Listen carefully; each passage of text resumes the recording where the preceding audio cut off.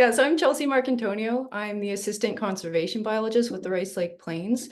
I first started working with the Nature Conservancy of Canada in, I think it was 2017, and that was on the Saugeen Bruce Peninsula. But I've been working around Northumberland County for the past 6 years now, mostly focused on restoring grasslands and more specifically tall grass ecosystems. I also have Eva Bednarchuk here with me, and I'll let her introduce herself. Mhm. Hi, everybody. Thanks, Chelsea. Yes, I'm Eva. I'm the conservation biology coordinator for the Rice Lake Plains, Lake Iroquois Plains natural area, and I work with Chelsea. I'm fairly new to NCC. I started almost a year ago, and I'm very excited for Chelsea's presentation, and I'm here for moral support and cheering. So go, Chelsea. Thank you. So the Nature Conservancy of Canada is Canada's leading national land conservation organization. We're also a land trust. We are a private nonprofit organization who partners with individuals, corporations, Indigenous communities, and governments at all levels to protect natural areas all across the country. We secure these properties through donations, purchases, and conservation agreements, and then we'll manage them for the long term. So since 1962, NCC and our partners have protected over 15 million hectares across Canada. And to put that into perspective, that's almost 5 times the size of Vancouver Island. Or another fun fact is that's like conserving 700 hectares a day, every day since NCC was founded. So this map here illustrates the Rice Lake Plains, Lake Iroquois Plain natural area boundary where Evan and I mostly focus our work. It's located about an hour and a half east of Toronto, sandwiched between Lake Ontario and Rice Lake. To date, we have conserved over 900 hectares of significant habitat in this area alone. Most of our properties are located within the Oak Ridges Moraine boundary and just generally around the Northumberland County Forest. We also have our wonderful friends just north of us at the Alderville Black Oak Savanna. You can see some of their properties highlighted there in the pink. So the Rice Lake Plains became a focal area for conservation because it contains the largest unprotected tallgrass prairie, black oak woodland, and oak savanna remnants in the Great Lakes region. This map illustrates the range of tallgrass prairie and savanna in southern Ontario. So historically, tallgrass habitats once covered roughly 70,000 hectares of the province, and you can see that in the shaded green area of the map. However, today less than 3% of that original extent remains, and that's mostly due to conversion of land into agriculture and other development. And those scattered red dots represent the remnants. So why should we even care about protecting grasslands like our prairies and savannas? They provide inherent value to the environment, the economy, and society through a variety of ecological services that we often overlook or just take for granted. So grasslands support biodiversity. They help our pollinators. They improve the soil and water quality. They mitigate drought and flooding with those super intense root systems that you see in the diagram there. They store carbon. They provide research opportunities, and they also provide recreational activities such as hiking, birding, and photography. Photography is a huge interest of mine. It has been incredibly therapeutic for me once I started when I was a kid. Now I've been using photos to advocate for nature through my own personal interest, but also through my work here at NCC. It has been a tool for me to showcase the unseen and the underappreciated aspects of nature. And I feel like grasslands are very underappreciated in Ontario. And I'd like to believe it's not because people don't actually care, but it's because there isn't enough awareness around it. I grew up in the Niagara region, and before I worked in the Rice Lake Plains, I didn't know prairie existed in Ontario. So pictured here are some wildlife found in the Rice Lake Plains. We have an Eastern Hog-nosed Snake up in the top left corner. You can see that cute little scoopy nose that they have to burrow into the sand. There's a veery nest on the ground in the bottom left, so we have a ton of ground nesting birds here. Wild lupin, front and center. Prairie buttercup, I took that during a prescribed burn. It's actually my wallpaper right now as well. And finally, a giant swallowtail foraging on a very rare plant that I've only seen in the Rice Lake Plains, and that's cylindrical blazing star. So when I mention tall grass habitats, I'm actually talking about these 4 different ecological communities. So there's sand barren, which barely has any tree cover, tall grass prairie, which is less than 10% tree cover, and it's mostly those grasses, savanna, which is 10 to 25%, and oak woodland, which has the most tree cover at 25 to 60%. So the amount of sunlight that reaches the ground is just one of the variables that will determine what types of plants will grow in a given area. And these plants have adapted to withstand certain environmental conditions, and this is why you won't find like those sun-loving prairie plants in shaded, dense forests, the same way you wouldn't find like a shade-tolerant plant out in the hot, dry, open prairie. Some of the stewardship work that we do to restore and enhance these habitats includes native planting and seeding, prescribed burning, thinning of oak woodlands, and removing invasive species. And 3 of these pictures, all of them except for the prescribed burn, those are all volunteers. So I'll put a link at the end on how you can come help us and get involved for yourself. Even though this is generally speaking about restoration, I kind of wanted to tailor the rest of the presentation on prescribed burns because it's arguably the coolest part of our jobs. So if you haven't heard of prescribed burns, it is referring to like the intentional application of fire to a predetermined area only under very precise environmental conditions. And that's to accomplish a desired outcome. And in our case, it's usually to maintain the biodiversity of these tall grass ecosystems, to release nutrients to enhance native plant growth, and to increase light to the lower levels of the canopy. So that increases that diversity. You may have heard of prescribed burning used in Western Canada to mitigate the severity of forest fires. So after decades of fire suppression, those fuels are just building up and building up. And if a natural fire or like a human-caused fire happens, it's catastrophic. Whereas these regular prescribed burns get rid of that fuel load so that the severity isn't as intense. Fire is often seen as a threat, but in tallgrass prairie ecosystems, it's actually the absence of fire or fire suppression that's causing damage to these globally rare ecosystems. So the decades of fire suppression have allowed trees and shrubs to dominate what was once like a thriving open grassland. And without the natural disturbance caused by fire, those trees and shrubs have encroached on the landscape, crowding and shading out our sun-loving oaks, grasses, and wildflowers. So now with the help of partners and trained professionals, like you can see in the photo there, NCC has brought back fire to the landscape to mimic those natural and cultural fires that once burned through this area historically. Yeah, natural fires, they were likely caused by lightning in Ontario. We experience 600,000 cloud to ground lightning flashes each year, but fires were also traditionally used by humans to reduce the risk of more serious fires, to provide better quality for grazing land, and to nurture the land to support specific vegetation that was used for food and medicine. Prescribed burns can slow the growth and spread of plants that have not evolved to endure fire. We are constantly battling with invasive species that threaten biodiversity. So smooth brome, knapweed, dog strangling vine, they're just some examples of invasives that threaten our grasslands. Scots pine, which you can see beautifully burning in that photo there, was heavily planted to control soil erosion in this area, like Northumberland County, by reforesting abandoned agricultural lands back in the 1900s. They grow really well in sandy soils, so we have to stop them from taking over and shading out our grassland species. And while taming the invasive species, these periodic burns prepare the land for natural regrowth by promoting fire-tolerant grasses and prairie plants, such as big bluestem, cylindrical blazing star, and native shrubs like fragrant sumac, pictured on the left. That photo was actually taken very early in the springtime. I remember it being one of the first species I noticed flowering, and it was just buzzing with all kinds of pollinators, especially our native bees, not just the European honeybees. I'm a very visual person, so there's just going to be a ton of photos in your face for the rest of this presentation. This is a wonderful example of fire-tolerant native species. So the first photo was obviously taken during a prescribed burn at our Weber Nature Reserve. You can see that the low, slow, and steady burn is just rolling towards the oaks. The second photo was taken only 4 months later, and the oaks are completely unharmed. The tall grass species like big blue stem and savanna grass are vigorous and thriving.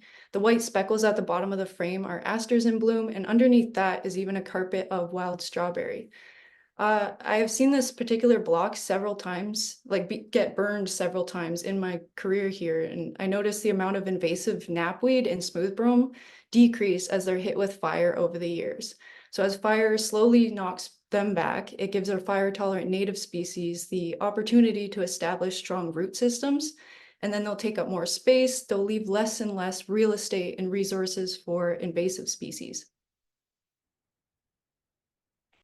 So the blackening of the ground after fire has passed increases the absorption of sunlight, which warms the soil and promotes the germination of seeds. So some seeds, such as acorns, have a thick shell that is actually designed to withstand fire before germination. And because the sites that we're restoring, they've been degraded by non-native and invasive species for decades, we don't want to just rely on what's possibly in the seed bank to sprout up after a burn. We tend to seed with native grasses and wildflowers after each burn to give the site a boost and increase the diversity of plants. This is one of our restoration sites at our Red Cloud Nature Reserve. It's about a 3-hectare field, like an abandoned agricultural field. I think it was just in hay. It was mostly full of non-native agricultural species like smooth brome, red clover, and crown and cow vetch. It was sprayed, disked, harrowed, and I remember seeding it in 2019. And for years, we didn't really see any of the native species growing. It felt really defeating, honestly, because it felt like we tried everything. And then that was until we were finally able to burn that field for the first time in the spring of 2022, which is pictured on the left. I remember seeding after the burn and walking out of the site just as it started to rain, so it felt like perfect timing. And then last year, we saw a flush of wildflowers like bergamot, black-eyed Susan, hoary vervain, and evening primrose, which is the picture on the right of the exact same spot. So this job has definitely taught me patience, because a site that I was starting to lose hope over is now a beautiful seed production site for us to collect from, and we use those seeds to continue to restore more fields. Nowadays, I just try to think of the land as a person, so if someone were neglected or mistreated for decades, you wouldn't expect them to bounce back immediately. It's going to take consistent time over. It's going to take like consistent effort and time to heal and recover. I included this diagram because I want to show you how these fire-tolerant species are able to thrive after a fire. So if you take a look at the first plant illustrated on the left, it's very tiny. This is Kentucky bluegrass, which is the main grass in most lawn mixtures. It's hard to see in this diagram because the root system is almost non-existent compared to the prairie plants to the right of it. About 2/3 of prairie plant biomass is actually stored below the ground in the root system, and this helps protect the plants from fire and drought, and it allows them to resprout and emerge after a fire passed. Some trees like black oaks and white pines have also evolved to have thick bark that insulates them from fire. So this comparison just shows how quickly an area will revegetate, since I feel like whenever I tell my friends or family about prescribed burns, they think the area is just decimated all season, when in reality, it only takes a few weeks for the site to green up again. So the first photo was taken before the burn, the smoky one was taken during the burn, and then a photo of the blackened soil a day after, and finally one taken only 1.5 months after burning, where everything just looks lush, and you can see the oak in the center is completely unharmed. Prescribed burns also benefit our species at risk, so grassland birds. It will maintain habitat for them, which, oh, sorry. Yeah, prescribed burns also help to maintain habitat for grassland birds because, I'm sorry, I'm so nervous. Grassland birds are in steeper decline than most other groups of birds across North America, and that's because of habitat loss. So from agricultural and urban development and fire suppression. So active management and restoration work like these burns are ways in which we can help prevent further losses. On the left, that's a savanna sparrow from our Mary West Nature Reserve and a clay-colored sparrow singing at our Hazelbird Nature Reserve. which I encourage you all to visit in the springtime if you want to explore grassland bird songs. It's just a chorus in the springtime. Some grassland birds are also ground nesting birds. So we see a lot of these properties with tallgrass prairie habitat like the field sparrow, American woodcock, eastern towhee, and grasshopper sparrow, where they can conceal their nest in the grasses. Pictured in the bottom left is a common nighthawk nest where the eggs camouflage really well with the sand and the lichens.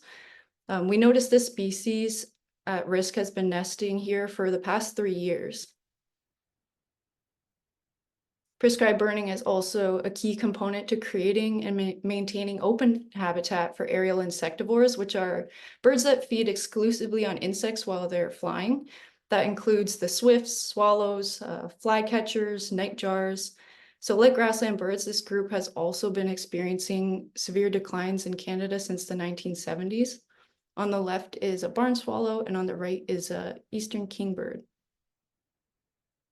Now, to get into safety, because I feel the reason fire suppression is even a thing is because we've all been taught that fire is bad, but in this case, it's not. So the burns on our property here in the Rice Lake Plains are conducted by highly experienced and trained professionals from Lands and Forest Consulting. We've been working with them for many years now, and that's because we trust in their capabilities to do this type of work safely and effectively. Safety is a priority for all of us, including the wildlife. So animals have adaptive behaviors that help them escape fire. Mammals can outrun the small, low-intensity ground fires, and they can retreat to areas where the fire has already passed, because once that natural fuel has burned off, the fire can't go back. I personally watched this porcupine take a leisurely stroll off the burn break and away from the slow-burning fire.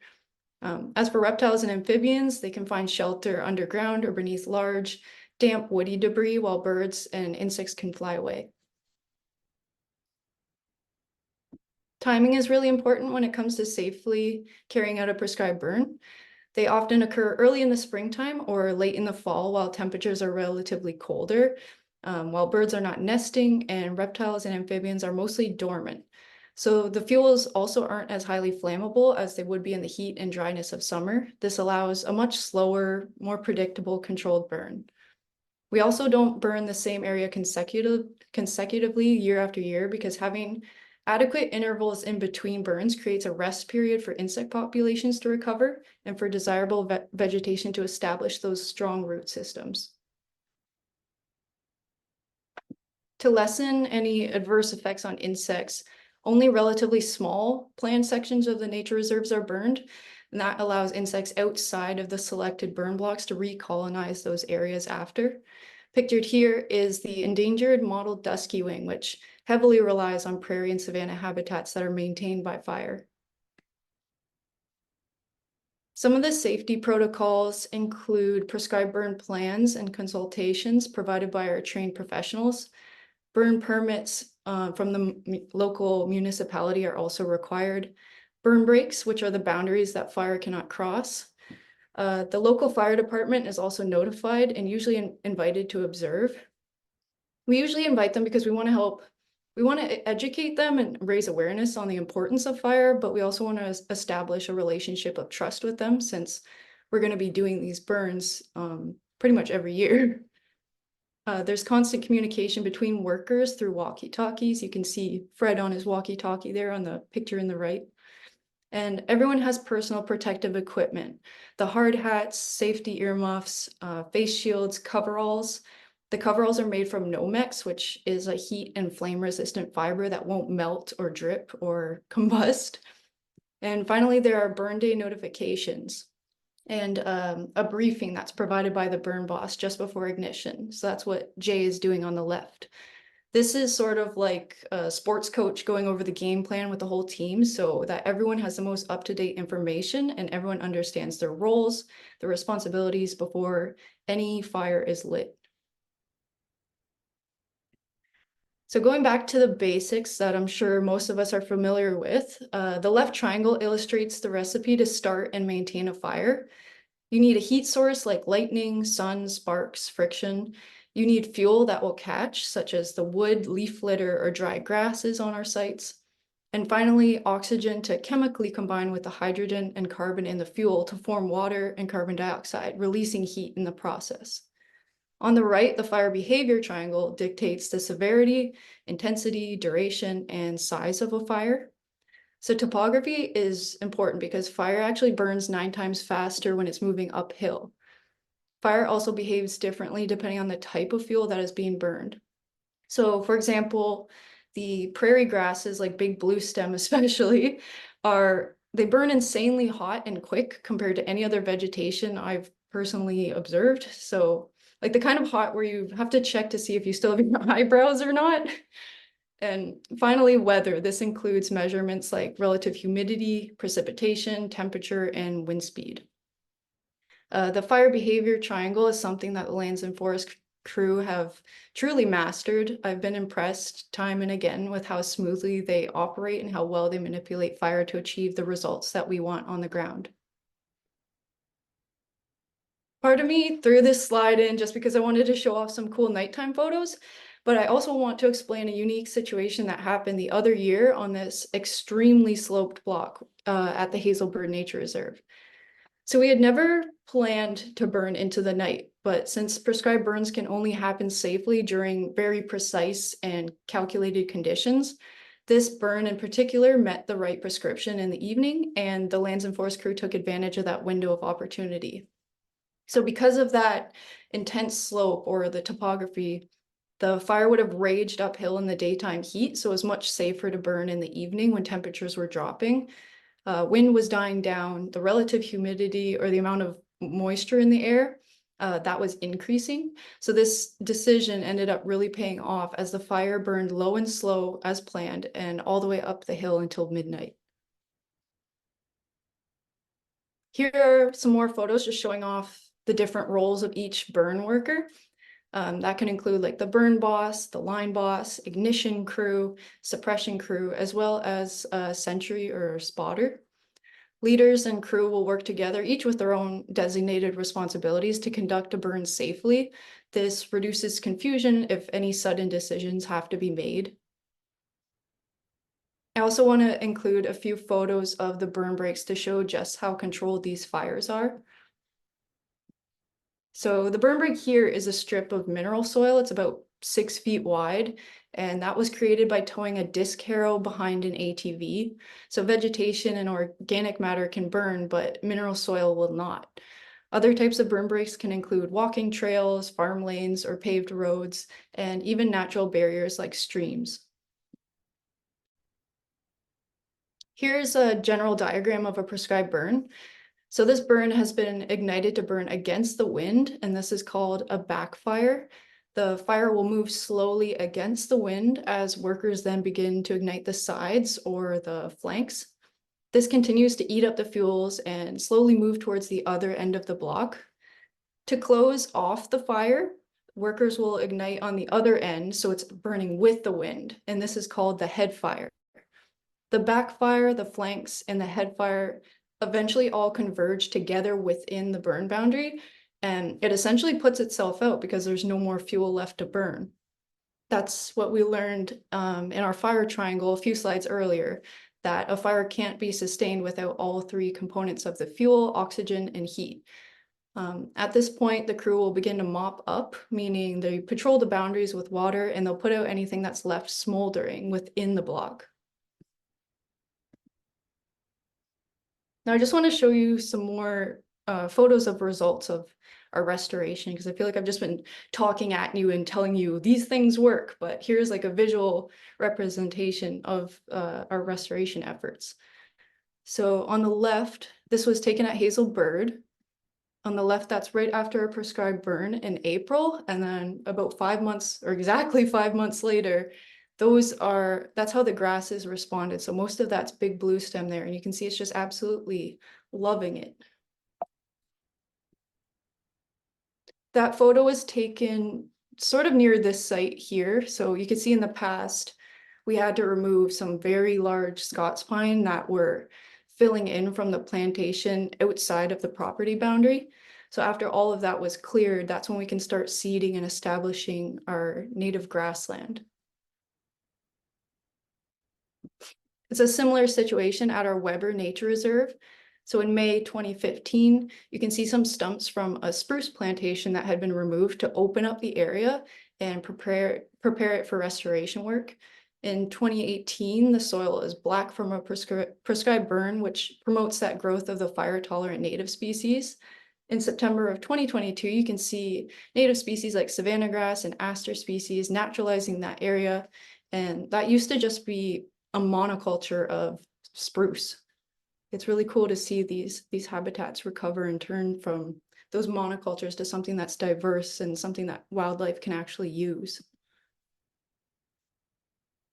Prescribed burning and thinning procedures also allow more sunlight to reach the ground. So at the top picture, you can see New Jersey tea is sort of sparse throughout that woodland. And then in the bottom photo, after some thinning to remove trees and some prescribed burning to open up the area, the New Jersey tea is just thriving. And the reason we care about New Jersey tea is because it's the host plant for an endangered butterfly called the mottled dusky wing. That's that photo on the right. Similar procedures have been done on this. Well, we used to call it the wooded island because it was just this island of dense trees, but it's becoming more like a savanna now. So thinning and burning have opened it up, and we're starting to see hog-nosed snakes using this site that they never used to use. Same idea with this, like thinning and burning, get more sunlight down. The ground cover before in that photo of 2019, it was mainly just poison ivy. That's all that was there. But now there's species like bracken fern, wild geranium, wild columbine, trilliums, and even our prairie indicator species like hairy beard tongue, wild bergamot, and wild lupin are starting to grow now that there's more sunlight. I wanted to include a plug for our Conservation Volunteers program. These volunteer events engage people of all ages and skill levels in the restoration of tallgrass habitats.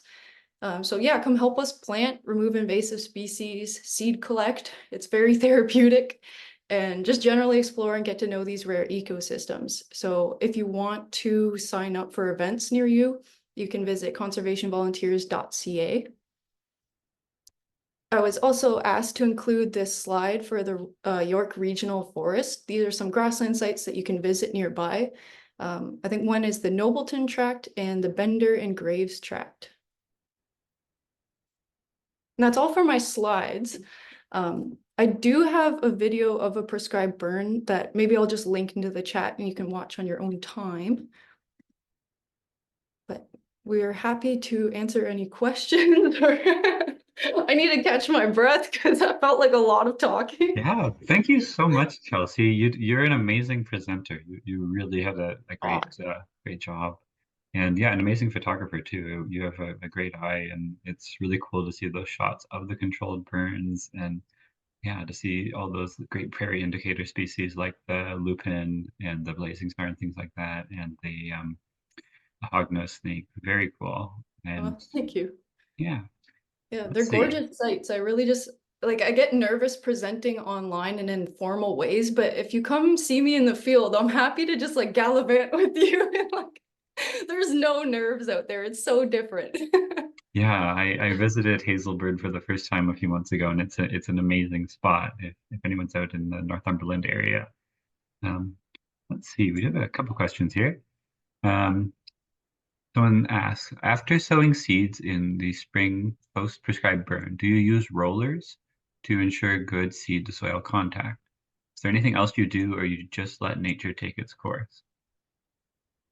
I think we've used a roller once before, and I mean, I didn't really notice that much of a difference compared to us just sowing the seeds and letting like rain or whatever just hunker things down.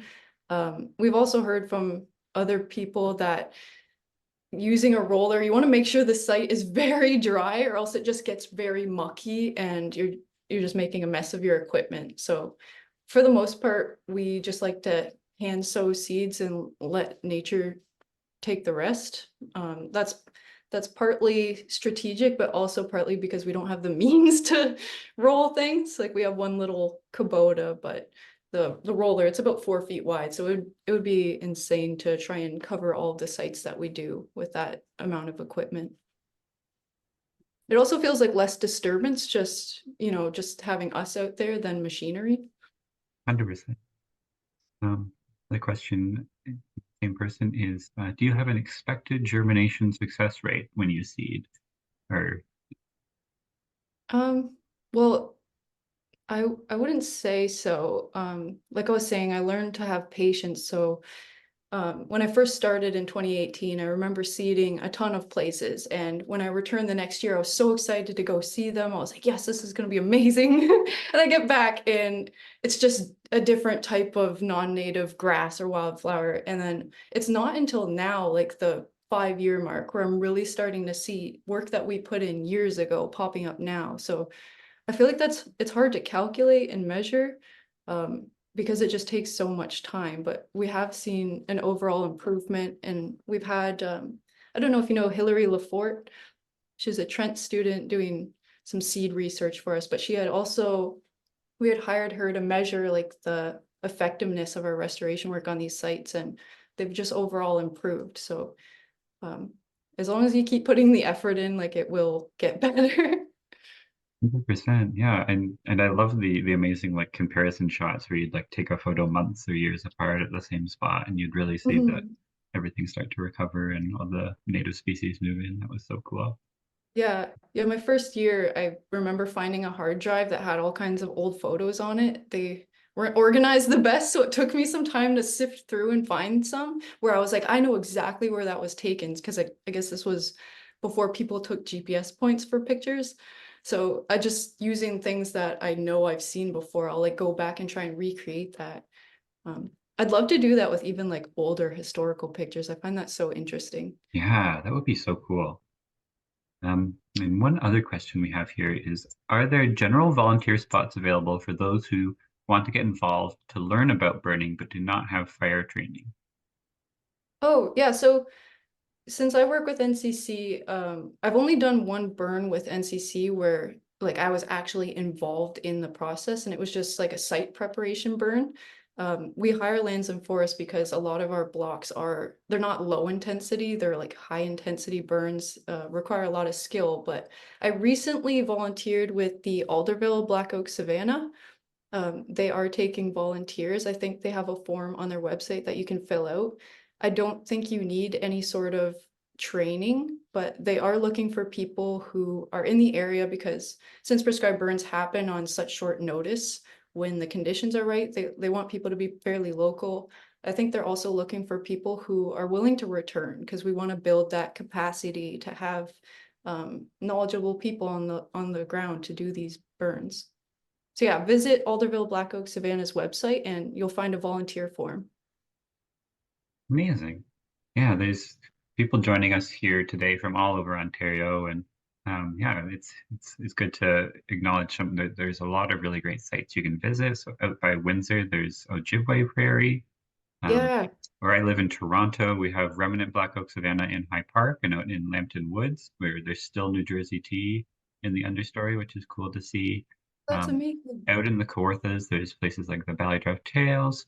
Alderville Black Oak Savanna is open sometimes.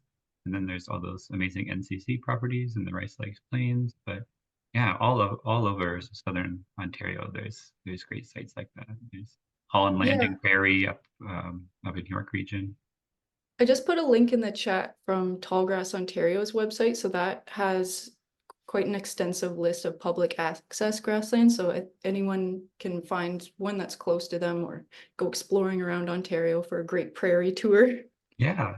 Well, I encourage you all to get out there and look for meadowlarks and big blue stem and have some fun out in grasslands.